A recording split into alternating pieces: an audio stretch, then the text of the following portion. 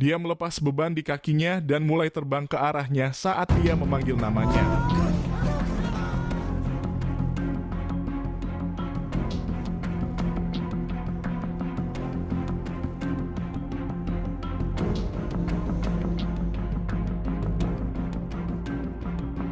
Huisu berbalik dan terpesona melihatnya terbang.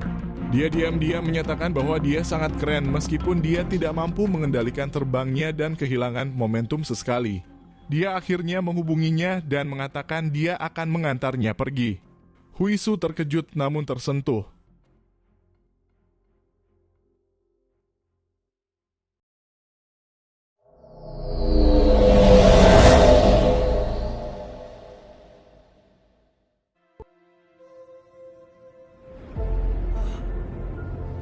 너 몸이 떠?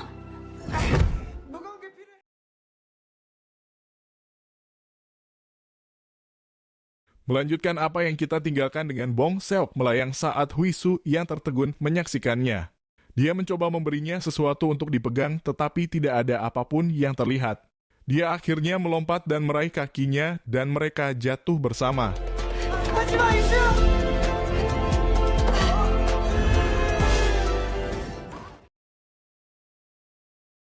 Dia kemudian dengan cepat memberikan tasnya kepada Bong Seok tetapi dia terus mengambang. Selama beberapa menit mereka bergantian antara mengambang dan mencoba tetap di tanah.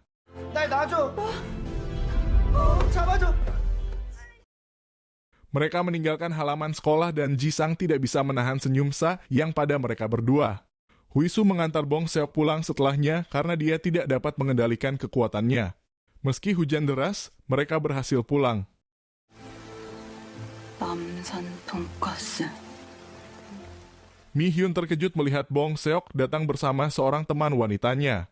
Suasana menjadi canggung selama beberapa detik saat dia memproses informasi baru ini. 예쁜데? 감사합니다. Dia segera pulih dan mengundang Huisu untuk makan malam. Dia menyajikan banyak makanan kepada mereka dan Huisu memaksakan dirinya untuk memakan semuanya sebagai tanda kesopanan. Bong Seok mengurangi makanannya karena dia terbiasa makan dalam porsi besar.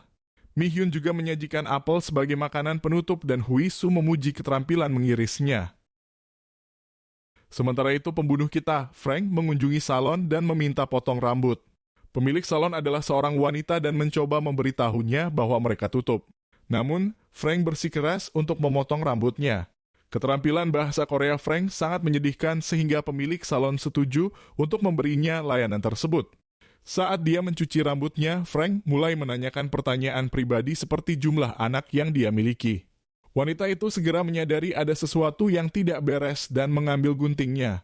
Dia menempelkannya di wajah Frank tetapi dia menghapusnya dan membuatnya kembali.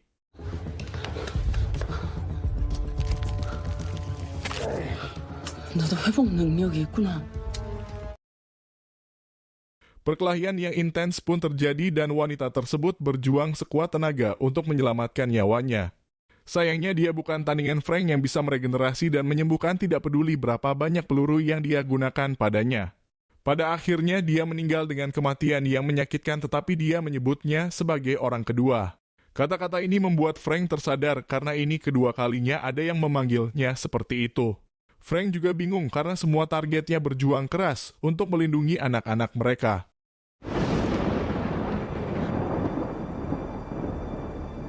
당신 자식이 있으면 Ju-won sedang menelepon Huisu. Dia menjelaskan dia akan terlambat karena dia sedang makan malam di tempat temannya. Ju-won tidak dapat mengajukan pertanyaan lagi saat dia mendapat perintah dan menutup telepon. Dia bergegas menyiapkan pesanan dan mengirimkannya sendiri. Secara kebetulan pelanggan tersebut berada di gedung yang sama tempat Frank baru saja membunuh pemilik salon. Di tempat lain, Huisu masih berada di tempat Bong Seok. Mi Hyun meminta putranya untuk membawa Huisu ke atas dan mengizinkannya mengganti pakaiannya yang basah kuyup. Huisu meminta maaf karena mengikutinya dan terlalu penasaran dengan rahasianya. Bong Seok pengertian dan pemaaf. Mereka berbicara tentang berbagai hal seperti pelatihan Huisu dan kesulitan yang dia lakukan. Dia mengatakan kepadanya bahwa dia pikir dia beruntung bisa terbang. Bong Seok mengungkapkan lebih banyak tentang rahasianya seperti beban yang dia kenakan dan bawa kemana-mana. Dia menunjukkan kamarnya yang dipenuhi bantal di atap untuk melindunginya dari melukai dirinya sendiri saat tidur. Ia mengaku tidak bisa mengendalikan kekuatannya namun berusaha menyeimbangkan berat badan dan emosinya. Inilah dua hal yang sangat mempengaruhi dirinya. Dia menambahkan bahwa dia mengalami masalah sejak bertemu Huisu. Gadis kami yang berani Huisu langsung bertanya kepadanya apakah dia mempunyai perasaan terhadapnya. Bong Seok mencoba menyangkalnya tapi saat Huisu semakin dekat, dia akhirnya melayang lagi. Dia sangat menggemaskan. Huisu tidak terkejut tapi Mi Hyun yang bisa mendengar semuanya berkat kemampuannya sedikit khawatir. Huisu berjanji untuk menghentikan topik pembicaraan dan membantu Bong Seok kembali ke tempat tidurnya. Bong Seok terkejut karena dia tampak keren dengan kemampuan anehnya.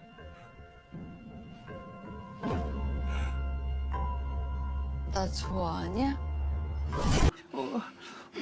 3.14 안 물어볼 테니까 내려와. 3.1 사이로 3.1 사이로 3. Dia mengakui bahwa dia percaya semua hal bisa terjadi dan dia juga berbeda. Namun Bong Seok gagal mendengarnya.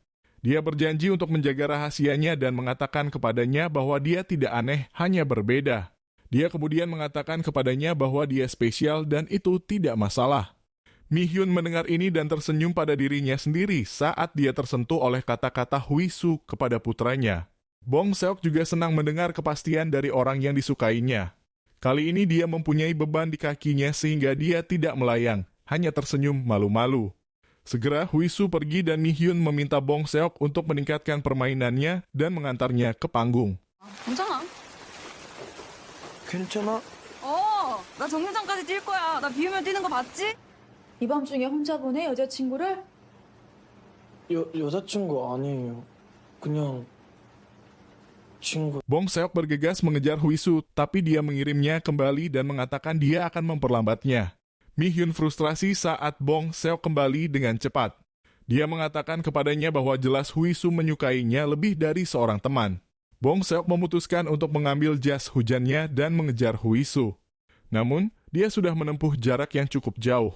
Dia melepas beban di kakinya dan mulai terbang ke arahnya saat dia memanggil namanya.